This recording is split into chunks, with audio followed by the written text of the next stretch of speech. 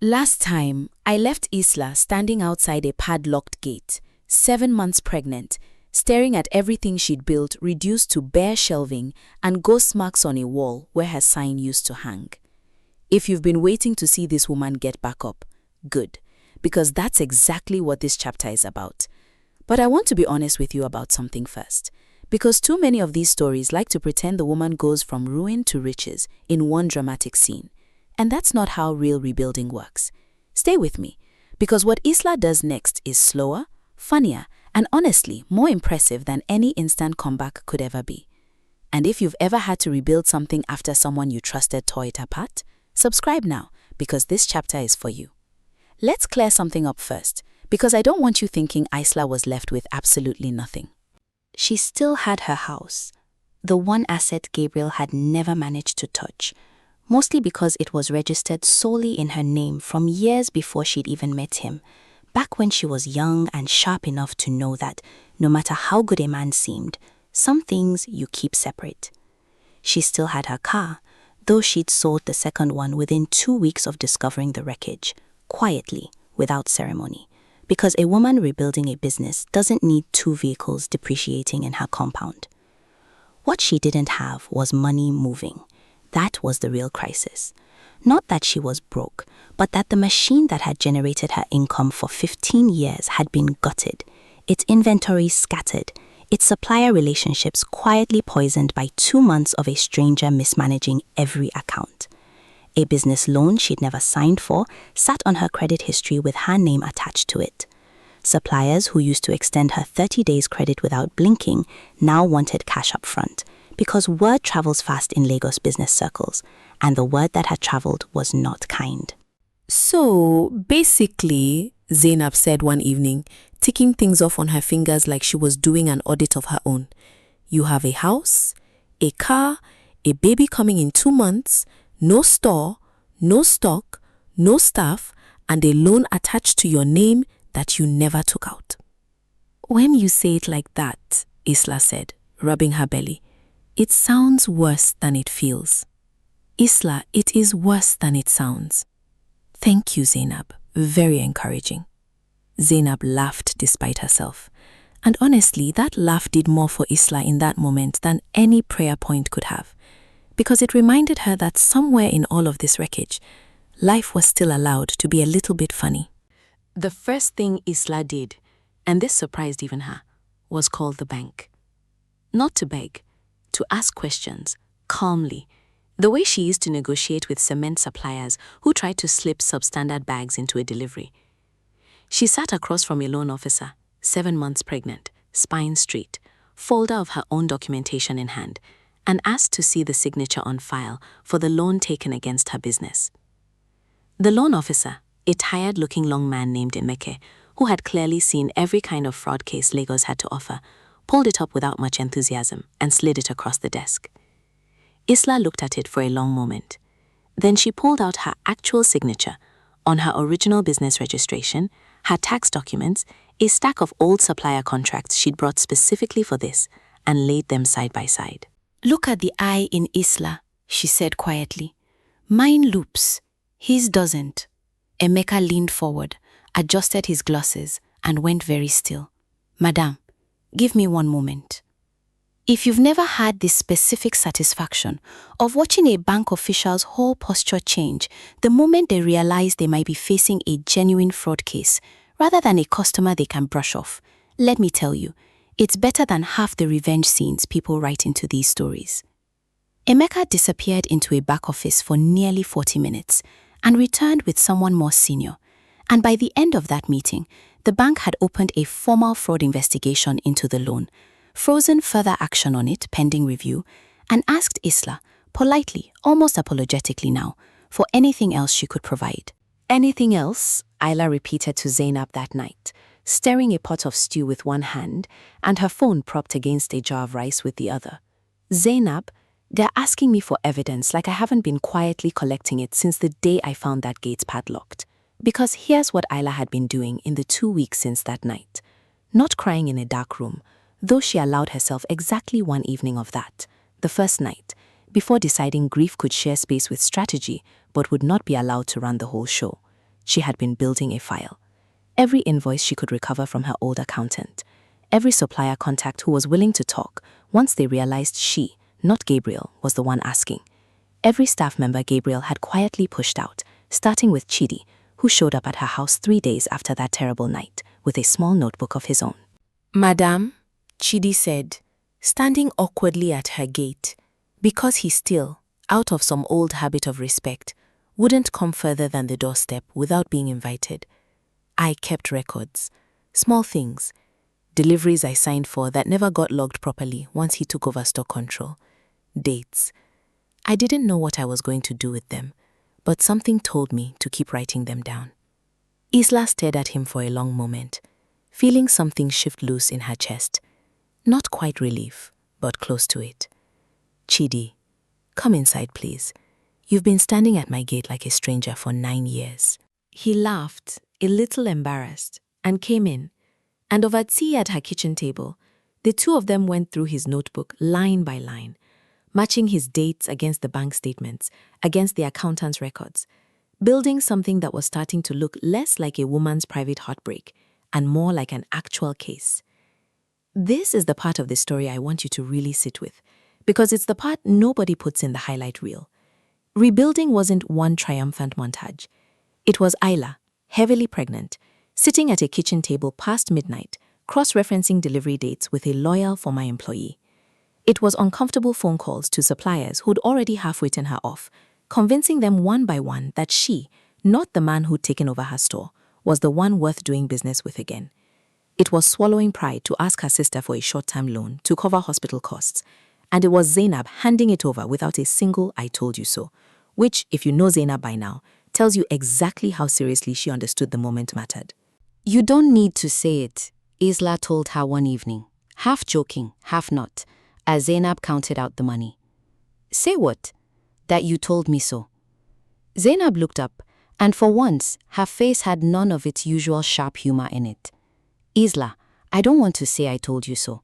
I want you to have your store back. That's all I've ever wanted. If you've ever had a sibling who annoyed you constantly with warnings you didn't want to hear, but who showed up completely, without conditions, the moment things actually fell apart, comment, "That's my sister," or "That's my brother," right now, because that kind of love deserves to be named. Isla gave birth 6 weeks later to a healthy baby girl, whom she named Adaize, Princess, in a hospital room with Zainab holding one hand and Chidi, of all people, waiting anxiously in the corridor outside, because, as he put it, "Madame, who else will carry the bag of baby things if not me?" There was no husband in that delivery room. There was no pastor calling it double portion. There was, instead, a woman who had built her own empire once already, doing it again, starting, as it happens, with the exact same thing she'd started with the first time. Nothing but her own determination and a small circle of people who actually meant what they said. 3 months after Adaize was born, with the fraud investigation quietly grinding forward at the bank, and a slowly, carefully rebuilt trickle of supplier relationships, bringing in the first real stock she'd had in half a year, Isla got a phone call that would change the entire shape of what came next. It was from a woman she didn't recognize. "Hello, is this Isla? Isla who used to run the big hardware store on Adiemi Street." "Speaking, who is this?" "My name is Ngozi. I don't know if this means anything to you, but I attend a church on the other side of the city now, Grace Sire Chapel. New place, been open maybe 8 months. The pastor there and her husband, I think you might know them." Isla's whole body went still, the baby monitor in her hand suddenly forgotten. "Go on." "I only found your number because someone mentioned you used to attend Living Waters, and someone else said there was some kind of story about a hardware store and a pastor," Ngozi continued, her voice careful, hesitant, the voice of someone who suspects they're about to open something they can't close again. "I don't want to cause trouble for anybody, but some of us here have been noticing things that don't sit right, and when your name came up, I thought, maybe you should know what's happening on this side of town." Isla sat very still on her couch, baby monitor forgotten in her lap, phone pressed hard against her ear. Ngozi, tell me everything. Please, take your time, but tell me everything. Ngozi exhaled, the sound of someone finally putting down a weight she'd been carrying alone for a while. Okay, so Grace Fire Chapel started small, maybe 8-9 months ago. The pastor is a woman called Florence. Beautiful woman, powerful preacher, I won't lie to you. When she prays, the whole building shakes. Her husband, Gabriel, he doesn't preach, but he's very visible. Handles finances, sits at the front, everybody calls him Daddy G. They also opened a hardware store not long after, small distance from the church. Business is doing well, or at least it looks like it's doing well. Looks like, Isla repeated quietly. That's the thing, Ngozi said. For the first few months, everybody was impressed. New church, new building, growing so fast, and then this hardware shop attached to it too. People were saying, this pastor and her husband are truly blessed. God is really doing something for them. But small, things started not adding up. Like what? Like the building fund, Ngozi said, lowering her voice even though she was clearly alone. Pastor Florence keeps announcing new building fund targets, bigger and bigger. And every single time, somehow, the target gets hit almost immediately, mostly from an anonymous generous donor. Nobody knows who this donor is. And then there's the hardware store. I have a cousin who works there, and she's been complaining for months that things don't run properly. Stock disappearing without explanation. 2 different accountants have quit in less than a year. And Daddy G, Gabriel, he's not exactly warm to staff who ask too many questions. Why are you telling me this? Isla asked, though some part of her already suspected the answer. Because, Ngozi said, about 2 weeks ago, I overheard the 2 of them arguing after a service.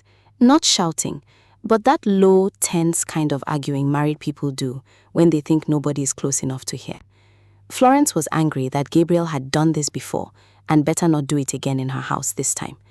I didn't understand what she meant until I mentioned it to an older woman at the church, someone who's known Florence a bit longer, and she said, almost as a joke, so this is not her first hardware store then. Somebody told me she had a whole friendship with a hardware store woman before this, from her old church. I didn't think much of it until your name came up completely separately last week when someone was gossiping about a woman whose pastor stole her whole life. And it clicked for me.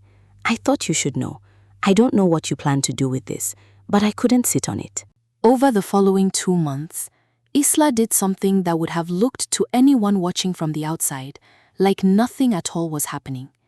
She kept rebuilding her own store, slowly, steadily, stock trickling back in, a handful of her old loyal customers finding their way back once word spread quietly that Isla herself was running things again. She kept working with the bank's fraud team, who had, by this point, confirmed conclusively that the loan signature was forged and opened a formal case not just against the loan, but against the pattern of financial documents Gabriel had submitted during his brief management of her store. Invoices, forged supply agreements, altered stock records, all of it building into something far larger and far more prosecutable than a simple domestic betrayal. And quietly, carefully, she stayed in touch with Ngozi. He's asking staff to backdate delivery receipts again, Ngozi told her one evening on the phone. Same thing my cousin complained about at your old place, apparently, if what people are saying is true. Keep whatever you can, Isla said. Screenshots, dates, anything. Don't put yourself at risk, please, Ngozi. But if you see something, keep it. I will, Ngozi said. And Isla, one more thing. Florence has been telling the church that God showed her a huge new prophecy, a double portion season, she's calling it.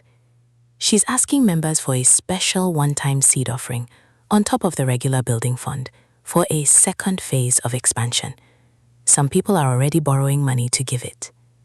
Isla went very quiet on the other end of the line. Double portion, she repeated softly. Yes? Why? Does that mean something to you? It means, Isla said, closing her eyes briefly, that she's running the exact same script, word for word. If you've ever discovered that the person who hurt you did the exact same thing to someone else, using the exact same words, in the exact same order, drop a comment right now. Same script, different victim. Because there is something uniquely infuriating about realizing your pain wasn't even original to your betrayer. It was simply a formula. And formulas, once you recognize them, are far easier to dismantle than mysteries. It was around this time that Isla's fraud case at the bank connected, almost by accident, the way these things sometimes do, with a separate complaint that had been quietly building at a different institution entirely. Grace Fire Chapel's second phase building fund, it turned out, had been run partly through a cooperative savings scheme that several church members had put their personal savings into, trusting Pastor Florence's promise of guaranteed returns, blessed by God's own hand. One of those members, a retired school teacher who had put in nearly her entire pension, had grown suspicious when promised payout dates kept sliding further and further away, and had quietly gone to a lawyer. That lawyer, as it happened, through a mutual contact in the banking fraud unit already investigating Isla's forged loan, eventually found his way to Isla's file. Madam Isla, he said on the phone for the first time, a calm, unhurried man named Barrister Okonkwo. I think you and I might be looking at the same two people from two completely different directions. If you have chills right now, good, because I have chills writing this part. And I promise you, what happens when these two separate threads of evidence finally meet in one room is worth every single minute you've spent with this story so far. Barrister Okonkwo arranged a meeting.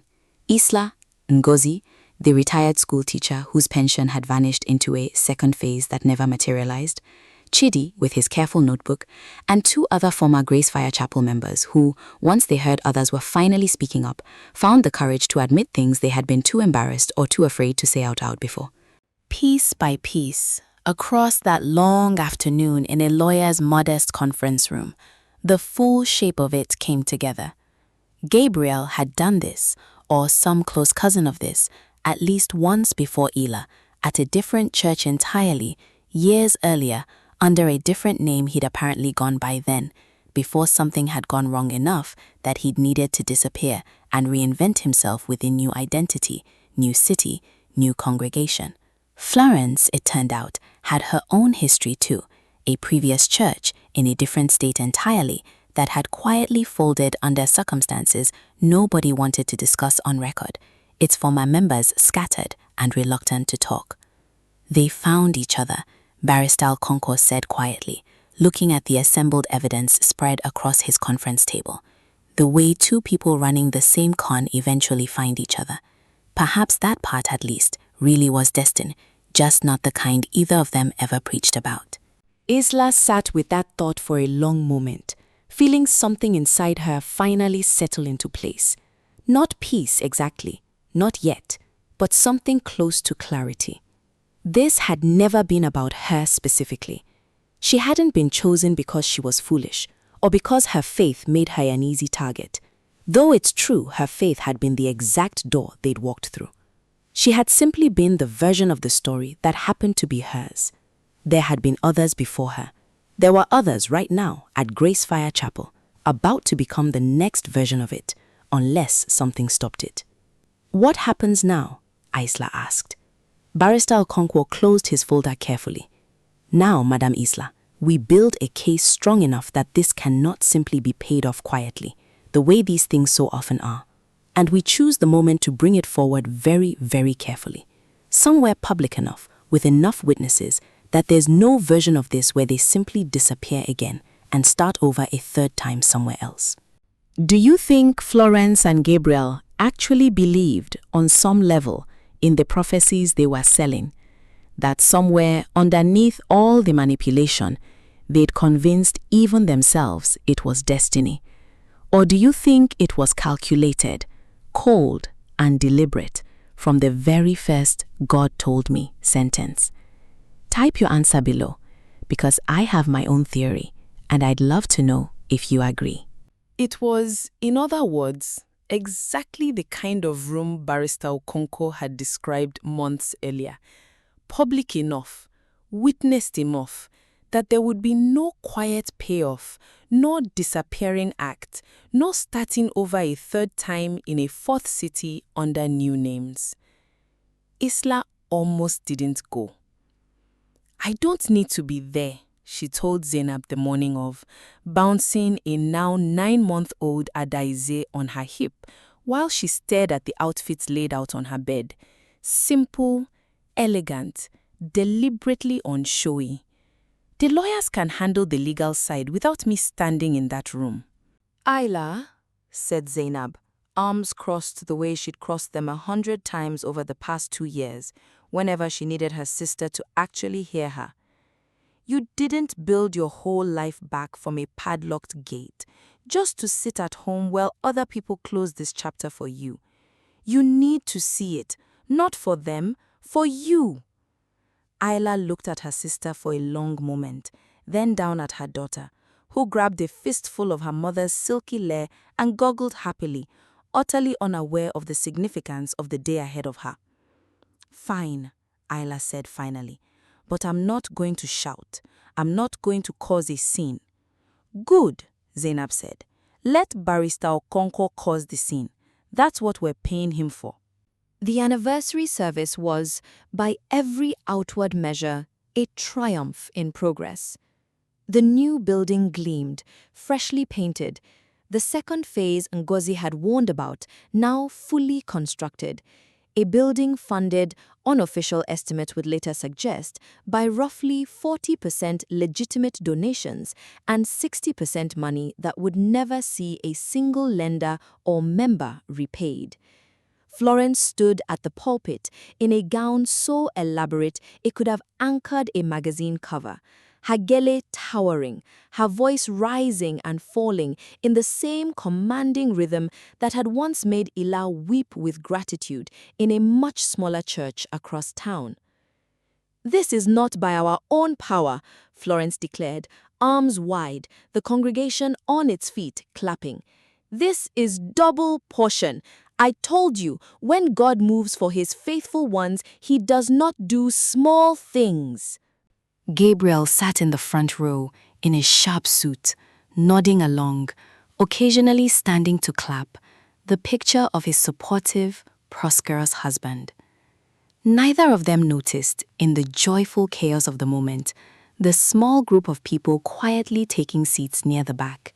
Isla, Zainab, Chidi, Ngozi, the retired school teacher whose pension had vanished into Phase 2, 2 other former Grace Fire members, and, seated calmly at the very end of the row, Barrister Okonkwo himself, along with 2 plainclothes officers from the State Fraud Unit, who had, over the preceding weeks, quietly built exactly the kind of airtight case that doesn't dissolve the moment somebody's lawyer starts making phone calls. The service moved towards its final segment, the public unveiling of the new building's dedication plaque, a moment Florence had built up for weeks as the spiritual climax of the whole event. She called Gabriel up beside her. The local TV camera swung around to capture it. She reached for the small velvet cloth covering the plaque, smiling out at her congregation with the practiced warmth of a woman who had done this exact performance in one form or another more than once before. "Before we unveil this," Florence said, voice swelling towards its final crescendo, "I want to remind everyone, this house was built on faith, on sacrifice, on the goodness of God working through generous hearts. It was built on fraud," a calm voice said from the back, cutting cleanly through the microphone's echo. "And I'd like the chance to say so, if the pastor doesn't mind." The room turned as one body. Barrister Okonkwo stood, unhurried, buttoning his jacket, and walked forward with the measured confidence of a man who has done this many times and knows exactly how it ends. Behind him, the 2 fraud unit officers rose as well, and though they said nothing yet, their presence alone sent a visible ripple through the front rows, the kind of ripple that happens when a room full of people simultaneously recalculates who is actually in control of the moment. "Pastor Florence, Mr. Gabriel," Barrister Okonkwo said, reaching the front, addressing them both directly. His voice pitched to carry without shouting. My name is Barrister Chuka Okonkwo. I represent a group of individuals with formal, documented complaints against both of you. Fraud, forgery, and financial misrepresentation, dating back through at least 2 prior operations before this church was even built. I have here, he lifted a folder, thin but clearly heavy with meaning. Certified evidence of a forged business loan taken out fraudulently in the name of Isla Adeyemi, owner of a hardware business both of you helped dismantle roughly 2 years ago. I also have sworn statements from members of this very congregation regarding misappropriated cooperative savings funds tied to your Phase 2 building initiative. Florence's face, for the first time in the entire service, faltered. A flicker, quickly smoothed over, but not quickly enough. I don't know what this man is talking about, but this is not the place. With respect, Pastor, Barrister Okonkwo said evenly, your father-in-law's addendum aside, since there isn't one here to read aloud, I think this is exactly the place. You built this platform on the claim that God personally confirms things to you. I'd like to give the people who trusted that claim the chance to hear, in this same room, exactly what was really confirmed. He turned slightly, gesturing toward the small group near the back, and Isla stood. She hadn't planned to speak. She told Zainab that morning she wouldn't. But something about standing in a church again, in a room built on the same performance of destiny that had once dismantled her entire life, made the words rise up on their own. My name is Isla Adeyemi, she said, her voice steady, carrying easily in the stunned silence. 2 years ago, I owned a hardware store not far from here. I gave generously, tithed faithfully, and trusted a pastor who told me God had personally revealed that she and I were destined to be sisters. A murmur moved through the congregation. That same pastor told me God had confirmed a man named Gabriel as my husband the moment his name matched an angel's. I was pregnant, in love, and grateful, and I believed every word of it. She paused, letting her eyes move from Florence to Gabriel and back.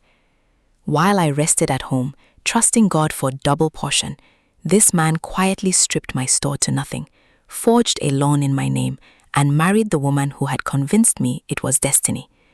They moved across the city, started over, and did, as far as I can now prove, exactly the same thing again to some of the very people sitting in these pews today. Florence's mouth opened, closed, opened again, no sound coming out. Gabriel had gone very still beside her, the color draining slowly from his face, the way it does from a man who realizes, in real time, that the ground he's been standing on has already given way beneath him, and he simply hasn't finished falling yet. Isla, Gabriel started finally, his voice cracking. You don't understand the pressure I was under, the situation with the church, with Florence's ministry needing... I don't need to understand it, Isla said, quiet but unyielding. I only needed to survive it, and I did. If you've ever wanted more than almost anything, to watch someone who wronged you run completely out of explanations in front of everyone who once admired them, comment finally right now, because that is precisely the moment this congregation was witnessing.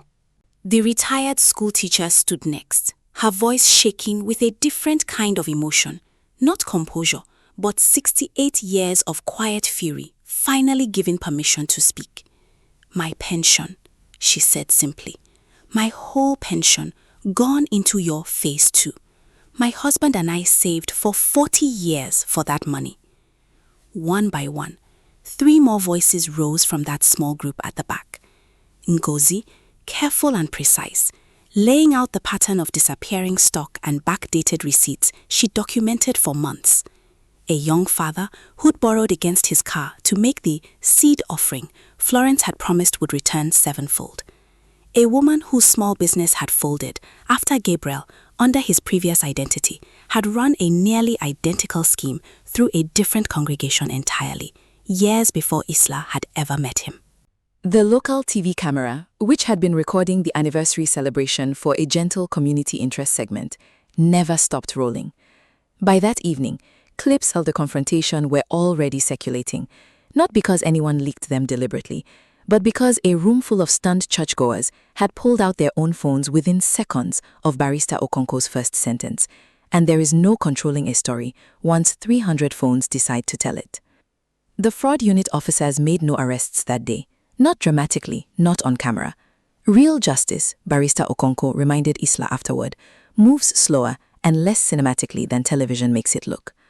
But formal charges were filed within the week: forgery, financial fraud, and once investigators dug further into Gabriel's history under his previous identity, an additional charge tied to that earlier scheme that had never been fully closed. Florence's cooperative savings scheme was frozen pending investigation, and Grace Fire Chapel's own board, several of whom had, it turned out, harbored quiet doubts for months, but lacked the courage or evidence to act on them, moved swiftly to distance themselves, suspending both Florence and Gabriel from any financial authority within the ministry, pending the outcome of the case. The public humiliation, in the end, needed no embellishment.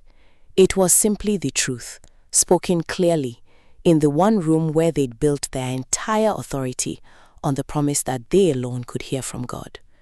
Once that authority cracked in front of witnesses, there was nothing left underneath it to hold the rest up. The case took just over a year to fully resolve. Gabriel received a custodial sentence once the prior scheme was confirmed and layered onto the new charges. Florence avoided prison but was ordered to make restitution, a process that, given how much had already been spent, would take her years if she ever managed it in full. Grace Fire Chapel folded within 6 months, its congregation scattering, some finding their way to more careful, more accountable churches, a few, sadly, straight into the arms of the next confident voice, claiming a direct line to God. As for Isla, her store, rebuilt slower and smaller than before, but on a far steadier foundation, this time with Chidi as a full partner rather than an employee, was thriving again within that same year. Her daughter Adeze was learning to walk, one hand always reaching for something on a low shelf, the way Chidi had to joke, every good hardware store owner's child should. Isla still went to church. That part never changed. Her faith had survived what her trust could not, but she chose more carefully now, watched more closely, and never again mistook someone else's confident claim about God's plans for her own discernment. If this story taught you anything, let it be this: destiny does not need someone else to keep confirming it to you every single week, especially not someone who happens to notice exactly how much you give. Discernment is still yours to keep, even inside a church, even from a pulpit, even from someone wearing the title of pastor. God's real voice has never once needed a human being to manufacture urgency on his behalf. Now I want to hear from you. Have you ever had someone use faith, prophecy, or a word from God to push you toward a decision that mostly benefited them? Type "I've seen this before" if you have, and tell us your story in the comments, because I promise you, you are far from the only one. And if this story moved you, if it made you angry, hopeful, or made you think of someone in your own life, don't just scroll past it. Share it with someone who needs to hear it. And if you haven't already, subscribe to this channel, because there are more stories like Isla's waiting for you. And trust me, you don't want to miss what's coming next. Thank you for staying with me through every single part of this one. It means more than you know.